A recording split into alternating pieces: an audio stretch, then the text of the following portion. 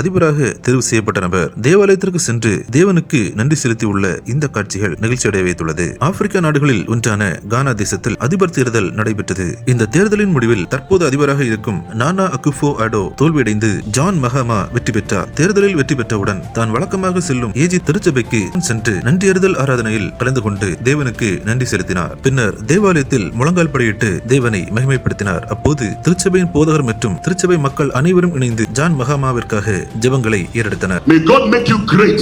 May God make you greater. May God give you grace to be blameless. மேலும் அவர் பேசும்போது தான் அதிபராக பதவியேற்ற பிறகு வருடத்தில் ஒரு நாளை தேசிய ஜெப நாளாகவும் தேவனுக்கு நன்றி செலுத்தும் நாளாகவும் அனுசரிக்க உத்தரவிடப் போவதாகவும் ஒரு அதிரடியான அறிவிப்பை வெளியிட்டார். I'll institute the National Day of Prayer and Thanksgiving every year.